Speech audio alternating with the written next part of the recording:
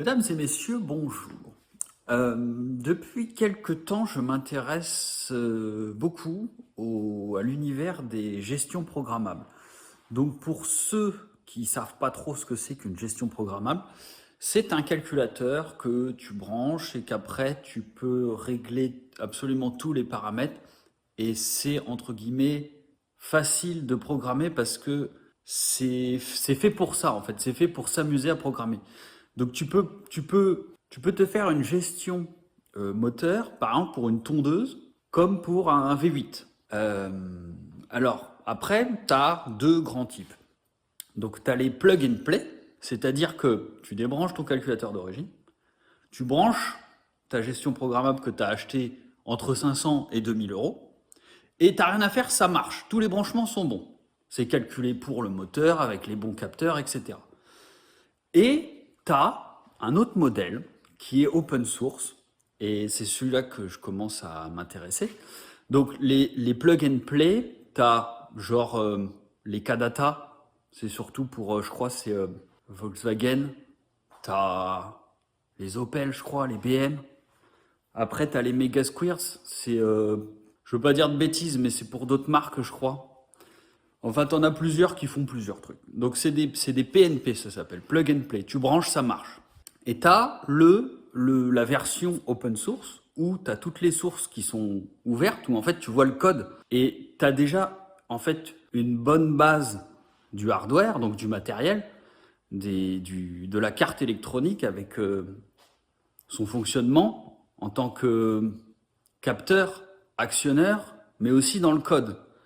Ce qui veut dire que tout est détaillé et bon après il faut chercher et s'amuser un petit peu et connaître un peu le code. Mais tu peux faire des modifs. Alors l'avantage c'est ça, c'est que c'est fait, c'est ouvert, c'est-à-dire qu'on a le code, on peut faire des choses, on peut modifier des choses.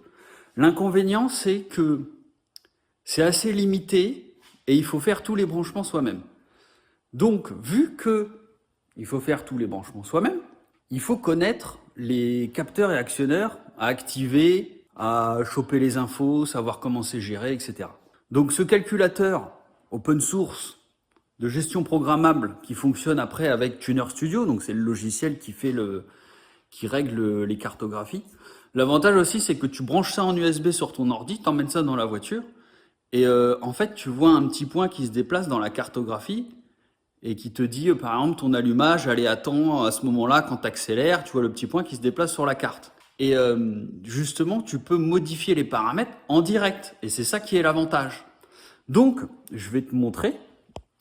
Ça ressemble à ça. Voilà.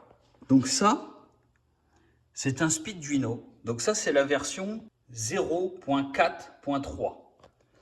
Donc, c'est à l'heure actuelle, c'est l'avant-dernière, parce que la dernière, en fait, elle est en composants CMS. Donc, tu sais, c'est les petits composants. Donc, quand tu vois ça, tu te dis, c'est quoi ce truc c'est un réveil ou quoi? En fait, non. Ça gère un moteur. Ça peut démarrer et faire fonctionner un moteur avec des injecteurs et des bobines d'allumage. Donc l'avantage de ce système, c'est que tu as plusieurs types. On y reviendra, je décrirai dans le détail ce que tu peux faire avec ça. Mais il y a un problème par rapport à ce que je suis en train de faire. Et je suis en train de régler le problème avec notre communauté du Discord. Ça fonctionne très bien quand tu as les capteurs qui vont bien et les actionneurs qui vont bien. Quand tu as un capteur sur ta voiture qui commence à être un petit peu différent de ce qui a été fait, il faut bidouiller un petit peu. Et comme tu peux le voir, ça, c'est pas une branche d'origine de calculateur. Donc il faut faire tous les branchements au capteur, etc. Donc il faut choper le schéma électrique du véhicule concerné. Il faut savoir quel type de capteur est fait. Donc moi là, j'ai un faisceau de VR5. Et justement, c'est un bon... Recevoir des prunes. C'est un bon modèle à prendre parce qu'en fait, il y a 5 cylindres et justement, ça pose un problème. Donc c'est là-dessus que ça va être intéressant parce que c'est là-dessus qu'on va appliquer les modifs dans le code pour pouvoir faire fonctionner ça. Parce que ce Speeduino fonctionne. Donc ça, c'est la carte en fait qui te... Ça, c'est pour faire fonctionner, entre guillemets, la partie un peu puissance. Tu vois?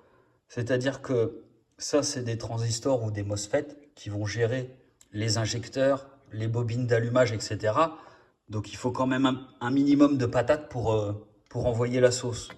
Et ça, c'est un Arduino Mega, donc toujours pareil, en mode open source. Ça peut faire, ça fait tout et n'importe quoi, hein. Avec ça, tu peux faire clignoter une LED. Tu vois ça, c'est ce que j'ai fait dans mon garage, qui est dans la boîte là, et qui fait fonctionner l'éclairage de mon garage. Donc tu vois, j'ai des boutons là. Si je clique là, par exemple, voilà, ça m'éteint l'établi. Voilà. Donc ça, tu programmes ça pour faire de l'électronique, un peu comme tu veux. J'avais déjà fait une vidéo là-dessus. Je te passe les détails. Donc du coup, ça, c'est le cerveau. C'est lui qui va recevoir le firmware, donc le logiciel qui fait fonctionner après la partie entre guillemets puissance, parce que c'est pas vraiment puissance. En fait, tout ça, c'est un système de filtre, de réception de signaux pour envoyer aux injecteurs, etc. On peut reconnaître le capteur MAP ici qui relève la pression. Donc l'avantage de ce truc-là, c'est que tu peux faire fonctionner aussi bien un moteur à 1 cylindre, 2 cylindres, 3, 4, 5, 6 et 8 cylindres. Le problème, c'est que ça marche bien pour 1, 2, 3, 4 cylindres. Quand on passe aux 5 cylindres, il y a une bidouille à faire. Et 6 et 8, en fait, c'est doublé. C'est-à-dire que tu as ton cylindre 1 qui marche en même temps que le 4, le 2 en même temps que le 5 et le 3 en même temps que le 6. Pareil pour le 8 cylindres. Mais en bidouillant un peu l'hardware, donc ses composants et le software dans le code qui a été fabriqué, on a commencé à trouver avec les poteaux du Discord quelques petits trucs sympathiques pour faire fonctionner un 5 cylindres. Donc, je reviendrai en détail de tout ce que peut faire cette chose d'origine simplement, parce que là, on s'attaque déjà à un truc compliqué. Donc, dans cet épisode, on va commencer. Et pour le moment, je ne vais pas utiliser ça, mais mon but, ça va être d'expliquer ce que la base, c'est la pédale qui fait tourner le papillon pour actionner les injecteurs et l'allumage. Et ça gère ça par l'intermédiaire d'une cartographie qui se trouvera après dans l'Arduino à l'aide du logiciel Tuner Studio. Donc, pour le moment, je ne m'occupe pas de la gestion là-bas. On a repéré un problème qui va se poser, donc je vais essayer de résoudre le problème qu'avec un Arduino. Donc, j'ai un Arduino ici, et ça, c'est tout simplement un shield que j'avais fabriqué, tu vois, c'est ça là, où en fait, c'est la même chose que ça se branche dessus, mais du coup, tu as des vrais dominos, tu vois. Donc ça, si ça t'intéresse d'avoir ça coûte assez cher. Moi, j'avais fait fabriquer le PCB là, et ça m'avait pas coûté grand chose. Donc en fait, j'essaierai, si j'y pense, de mettre les schémas de ce truc là sur mon site internet pour que tu puisses te le faire fabriquer. Donc ça, c'est simplement pour transformer ça avec des vrais dominos. C'est quand même plus pratique pour bosser avec des vrais faisceaux électriques, etc. Donc là, je vais faire une série d'épisodes où on va essayer de comprendre chaque capteur, actionneur, etc., comment ça fonctionne pour principalement un faisceau essence Volkswagen, donc c'est VAG. Et donc là, on va s'attaquer à la pédale. Tu vois qu'il y a plusieurs fils. Il se passe des trucs. C'est pas les mêmes entre les essences et les diesels, même si, entre guillemets, ça fait pareil. Là, on a le boîtier papillon. Et donc, là, mon but, le premier exercice, ça va être de t'expliquer comment fonctionne ça, comment fonctionne le papillon, et avec l'intermédiaire d'un Arduino, d'essayer de faire que la pédale fasse tourner le papillon sans passer par le faisceau, sans passer par un calculateur de gestion programmable ou un calculateur d'origine. On va essayer de voir tout ça en détail. Donc on va prendre le temps et on va regarder comment ça marche. C'est très intéressant. Parce que c'est pas si simple que ça. Donc je pense que je vais dérouler ça en plusieurs épisodes parce que je vois que je suis déjà en train de parler depuis un moment. et qu'il faut se pencher sur certains points.